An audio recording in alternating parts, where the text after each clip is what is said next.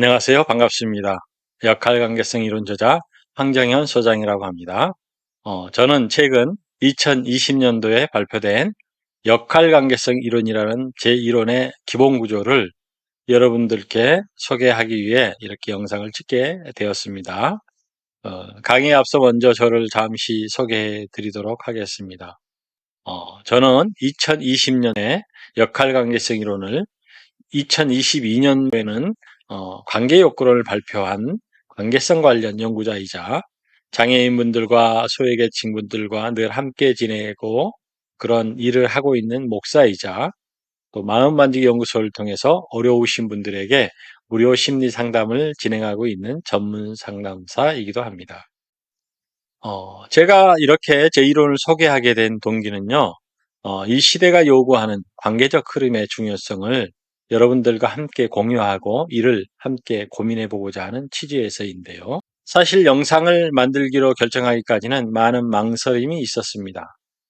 그 이유는 제가 발표한 역할관계성 이론은 관계 원리를 바탕으로 하는 원론적이고 새로운 관계 관점을 가진 이론이기에 기존 이론과는 다르게 생소한 점이 많기 때문이었습니다.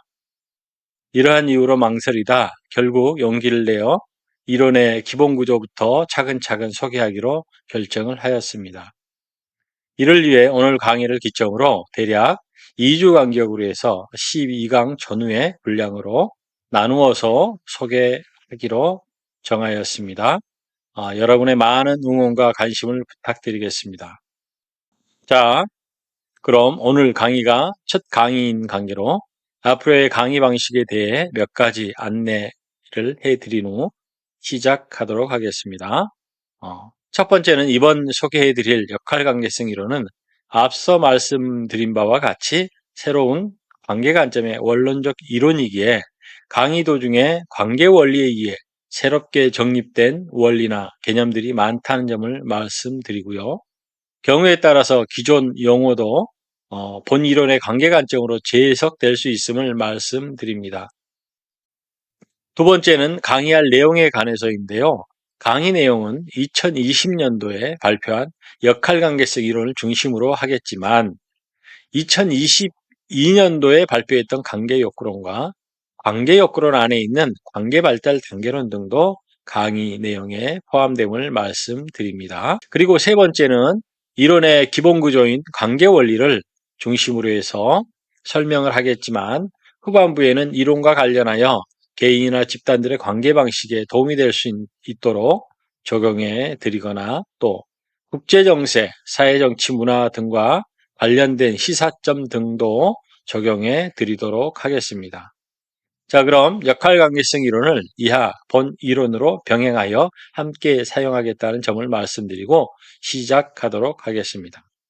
먼저 앞서 말씀드린 바와 같이 본 이론이 최근에 발표된 원론적 이론으로서 생소한 부분이 많아 앞으로 이어질 강의에 대한 이해를 돕기 위해 이론의 가장 기초가 되는 기본 원리인 관계 원리에 대해 간략히 요약해 드린 후 본 이론의 필요성에 대해 살펴보고 오늘 강의를 마치도록 하겠습니다.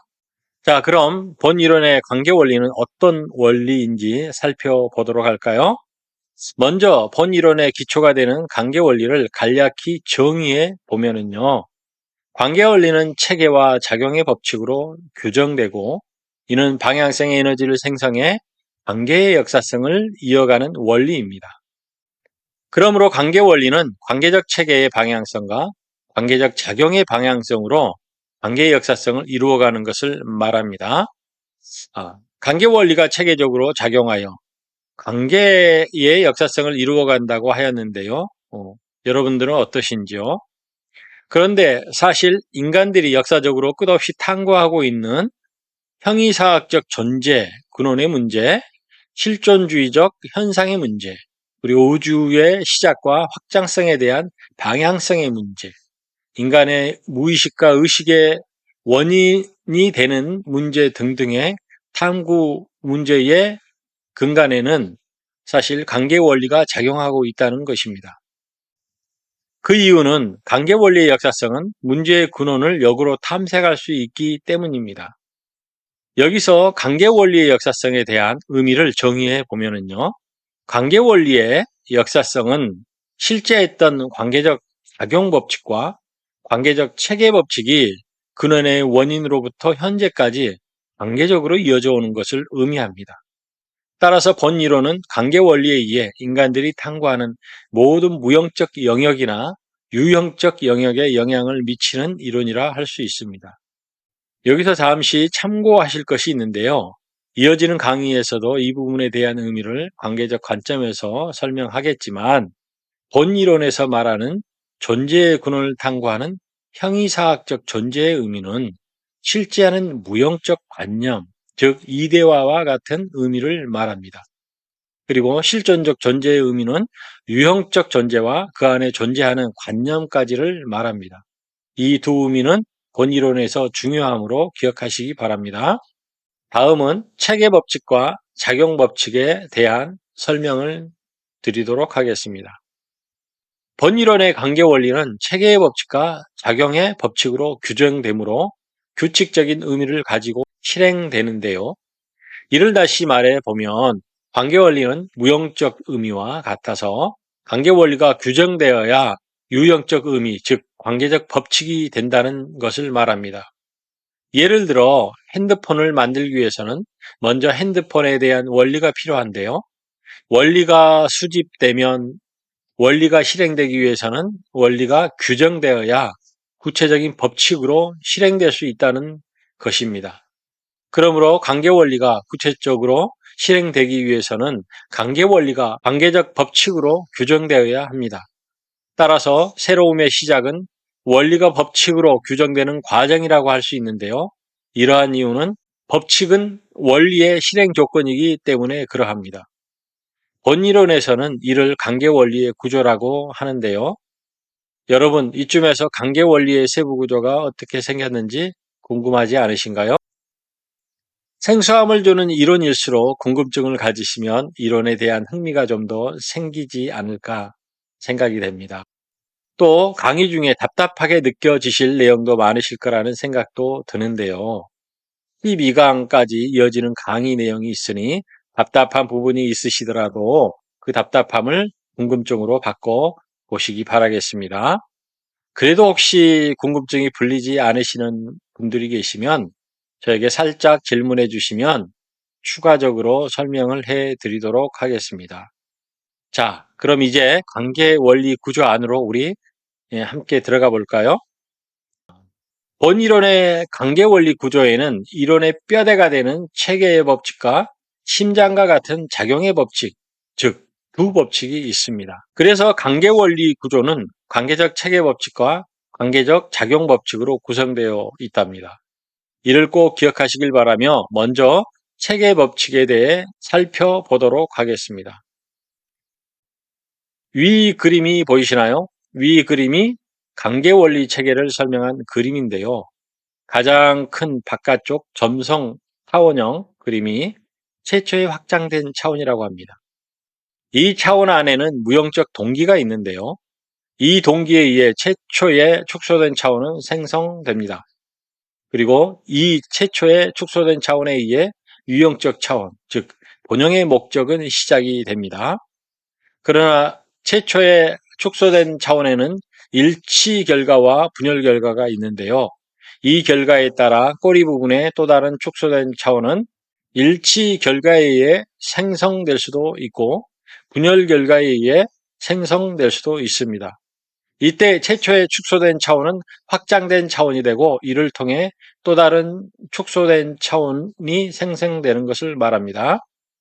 그리고 또 다른 축소된 차원에 의해 유형적 차원인 원형의 목적은 시작이 됩니다.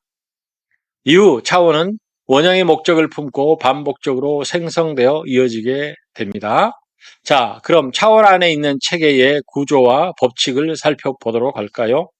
최초의 확장된 차원에 있는 동기는 최초의 축소된 차원의 원인을 생성하고 그 원인은 최초의 축소된 차원의 목적을 품고 있으며 그 목적은 서로 다른 두 특성을 품고 있습니다.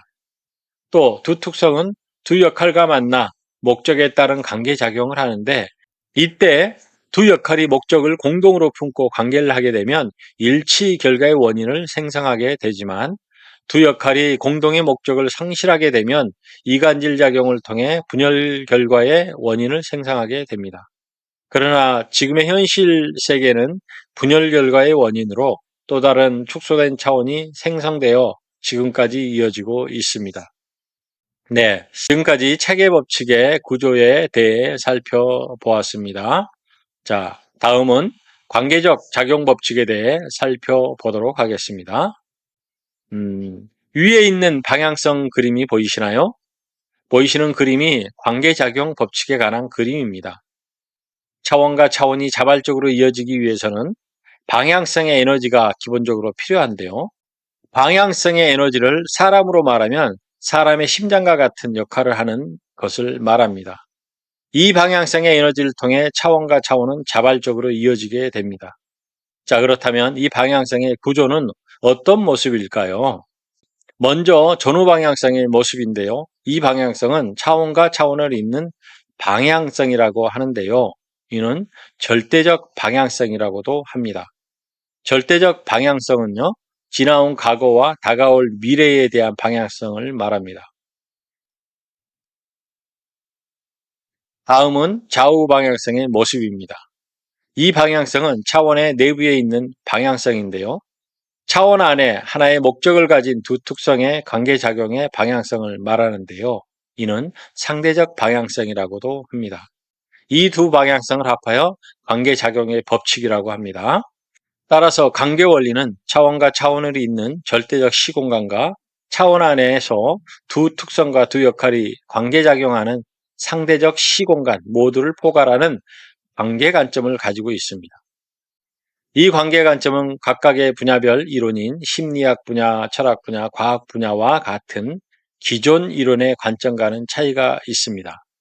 그 차이를 살펴보면 심리학 분야, 철학 분야, 과학 분야 등은 각각의 특정 분야의 입장을 가지고 전체를 탐구하는 관점을 가진 이론이라고 한다면 본 이론의 관계 관점은 전체를 포괄하는 관계 원리의 입장을 가지고 전체를 관계적으로 탐구하는 관점을 가진 이론이라고 할 수 있습니다. 그러므로 관계 관점은 관계 원리의 역사성을 바라보는 관점이라고 할 수 있고 이는 관계의 근원까지 역으로 탐색할 수 있는 이유가 됩니다. 따라서 본 이론은 관계의 근원과 그 근원이 유발된 원인까지 탐구할 수 있는 이론입니다. 네, 다음은 본 이론을 중심으로 관계성과 사회성의 차이를 비교해 보고자 합니다. 영국의 옥스퍼드 대학교의 로빈 덤바 교수는 사회성이라는 자신의 저서에서 사회적 뇌 가설을 통해 사회성은 사회생활을 하기 위해 복잡한 인지 기능이 절실하여 인간의 뇌는 사회적 관계망이 클수록 담당 뇌 영역이 크다고 말합니다. 이는 사회성이 관계망의 현재 진행형적인 영향을 받는다는 것을 의미한다고 볼 수 있는데요. 이를 다시 말해보면 사회성은 복잡한 사회구조에 적응되어져 간다는 것을 말하고 이는 또다시 진화론적 의미를 가지고 있다고 볼 수 있습니다. 이와는 다르게 관계성은 관계원리의 역사성에 의해 존재하는 모든 것들의 본질과 연결되어 있음을 말하고 이는 존재하는 모든 것은 관계로부터 생성되고 관계로 존재하다 또 다른 관계를 남기는 것을 말합니다. 그러므로 존재하는 무형적 근원도 관계 원리에 의해 존재하고 실존하는 모든 것들과 과거, 현재, 미래의 모든 관계의 역사도 관계 원리에 의해 존재된다는 것입니다. 따라서 사회성은 미래를 대비하는 현재의 역사성에 포커스가 맞춰져 있다면 관계성은 원초적 의미를 가지고 과거, 현재, 미래를 포괄하는 관계의 역사성에 포커스가 맞춰져 있다고 볼 수 있습니다. 이러한 이유로 관계성은 현재로부터 창조 전의 무형적 관념, 즉 무형적 동기까지를 역으로 탐색할 수 있고 미래 또한 예측이 가능합니다. 이를 통해 사회성과 관계성에 대한 차이를 정리해 보면요. 사회성은 불확실함에 대한 인간의 불안과 두려움을 집단주의를 통해 극복하려는 사회적 속성을 가지고 있고 관계성은 근원으로 회귀하려는 개인의 본능적 관계 욕구를 통해 인간의 불안과 두려움을 극복하려는 관계적 속성을 가지고 있습니다. 결국 인간은 근원의 본 모습을 그리워하여 회복하려는 관계적 변화의 속성과 근원의 모습을 열등하게 여겨 스스로 이를 극복하려는 사회적 진화의 속성 차이에서 갈등하는 존재라고 볼 수 있습니다. 이러한 갈등의 차이가 현실에서 개인주의 관계 성향과 집단주의의 관계 성향으로 나타나는 것입니다. 앞으로의 강의를 위해 이 두 가지 의미를 꼭 기억하시길 바라겠습니다. 자, 그럼 다음은 이 시대가 요구하는 대변혁의 의미에 대해 살펴볼까요? 여러분은 지금 이 시대가 요구하는 변화가 있다면 그것이 무엇이라고 생각하시나요? 그리고 그 변화에 대해 어떻게 인식하고 계신가요? 15세기 콜럼버스는 신대륙을 발견합니다. 그 후 당시 사람들은 대륙에 대한 새로운 인식을 갖게 되고 이로 인해 사람들은 엄청난 대변혁의 시대를 맞이하며 희망과 기대를 가지고 기뻐합니다. 그러나 인류에게 주어진 이러한 대변혁의 기회는 집단 이기주의로 인해 식민지와 정책과 같은 제국주의를 낳게 되고 결국 인류는 전체주의와 민주주의로 나눠지는 결과를 초래하게 됩니다. 이로 인해 인류는 지금까지도 수많은 고통을 받게 됩니다. 그런데 지금 이 시대가 우리에게 15세기와 같은 대변혁을 요구하고 있다면 여러분은 그것이 무엇이며 이를 어떻게 사용해야 한다고 생각하시나요? 최근 러시아가 우크라이나를 침공했는데요. 러시아와 같은 전체주의 집단화된 국가에서 젊은 사람들이 전쟁의 부당함을 주장하며 징집되지 않으려고 나라를 떠나거나 데모와 같은 집단 행동을 하는 것은 정말 놀라운 일이 아닐 수 없었습니다. 또 2022년도까지 북한의 탈북민 수가 3만 4천 명 정도라니 그토록 철저한 집단주의 체제를 생각해 보면 이 또한 놀라지 않을 수 없는 일입니다. 네, 이러한 현상에는 도대체 어떤 이유와 원인이 있을까요? 제 이론에 의하면 이러한 현상에는 바로 집단주의 관계 성향이 주도하던 시대로부터 개인주의 관계 성향이 주도되는 시대가 되었기 때문에 그렇다는 것입니다. 또 요즘 빈번히 발생되고 있는 묻지마 범죄들을 보면 무양심, 무감정의 범죄 심리를 보여주고 있는데요. 이러한 현상은 개인주의 관계 성향을 모태로 하는 상한 감정과 상한 논리에 의해 나타나는 증오심의 표출이라고 할 수 있습니다.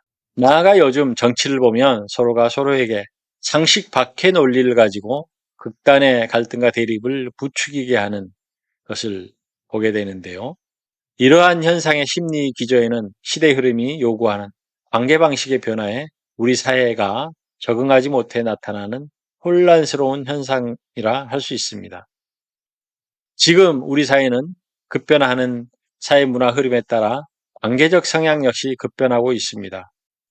그 결과 과거 집단주의적 관계 구조에서 개인주의적 관계 구조로 급변해가는 시대가 되었습니다. 사실 이러한 관계 구조 변화는 단순히 세대 차이나 한때의 유행과 같은 정도의 변화로 보아서는 안 됩니다. 바로 15세기 말 콜럼버스가 평면의 대륙에서 원형의 대륙으로 인식을 전환해 신대륙을 발견했을 때와 같은 대변혁의 인식 전환과 같이 보아야 합니다. 그렇다면 당시 식민지화를 위한 제국주의를 선택해 인류에게 수많은 고통을 안겨줬던 잘못된 결과를 방지하기 위해 이 시대가 요구하는 대변혁의 의미와 대변혁의 실체를 정확히 아는 것이 필요합니다. 이를 위해 역할관계성 이론을 정확히 아는 것이 필요한데요. 사실 집단주의 사회 성향은 개인주의의 관계 성향과 반하는 성향을 가지고 있습니다. 그래서 개인주의 관계 성향과 다른 집단주의 사회 성향의 주장은 개인주의 입장에서 보면 억지스럽고 강압적인 논리일 뿐입니다. 그리고 사회적 집단주의 안에 있는 기득권이 위협을 당하면 무양심의 논리를 주장하게 되기 쉽습니다. 이제는 우리 앞에 모든 분야에서 주도적인 역할을 하게 될 개인주의 관계 성향이 다가와 있다는 것을 알아야 합니다. 그리고 이는 개인을 통제했던 집단주의 시대에서 개인주의가 집단의 통제 시스템에 지대한 영향을 끼치는 시대가 되었음을 의미한다는 것을 기억해야 합니다. 바로 집단주의 의사결정의 그림과 개인주의 의사결정의 그림을 각각 보시면 이와 같은 그림인데요. 이 그림이 이렇게 바뀌면 개인주의와 집단주의 의사결정이 관계적으로 연계되는 그림이 됩니다. 결국 개인주의 관계 성향은 개인주의 의사결정을 하나로 모아 집단주의 의사결정 방식을 거치는 것이 우리에게 공정한 의사결정이 될 것입니다. 그러므로 집단주의와 개인주의가 각각의 역할이 되어 연계적인 관계를 해야 할 시점, 즉 관계적 대변혁의 변곡점이 지금이라는 사실을 우리는 알아야 합니다. 자, 이제 앞으로 펼쳐질 강의를 통해 지금 이 시대가 요구하는 대변혁의 인식전환과 지혜로운 선택을 위해 이 시대가 필요한 역할관계성 이론이 무엇인지 알게 되길 바라겠습니다. 네, 오늘 강의는 여기까지입니다. 오늘은 역할관계성 이론을 소개하는 첫 시간이었는데요. 들으신 소감이 어떠신지 무척 궁금합니다. 아마도 궁금증이 많이 생기지 않으셨을까 생각이 되는데요. 자, 그럼 이 궁금증을 해소하기 위한 다음 강의를 위해 오늘의 핵심 요지를 잠시 정리해 드리고 강의를 마치도록 하겠습니다. 본이론의 관계의 원리 구조는 차원과 차원을 잇는 관계적 체계와 차원 안에 있는 특성과 역할을 통한 관계적 작용으로 나누어져 있으며 이 두 법칙은 각각의 역할을 통해 관계 원리의 역사성을 이루어 갑니다. 그리고 이 전후 방향성은 절대적 방향성의 역사성을 가지고 있으며 이는 근원으로 회귀하려는 관계 욕구의 성향을 가지고 있으므로 근원을 역으로 탐색할 수 있고 좌우 방향성은 상대적 방향성의 역사성을 가지고 있으며 이는 원인으로 회복하려는 관계 욕구의 성향을 가지고 있으므로 원인을 역으로 탐색할 수 있습니다. 또 관계 원리의 역사성을 바라보는 관계 관점은 절대적 방향성을 가진 시 공간의 입장과 상대적 방향성을 가진 시 공간의 입장, 즉 전체의 입장을 가진 관점이라는 것을 기억하시기 바랍니다. 자, 그럼 이를 잘 기억하시고 밝은 모습으로 이론의 위치, 원초적 관계 원리에 생동하는 역사성이라는 주제로 다음 시간에 뵙도록 하겠습니다. 감사합니다.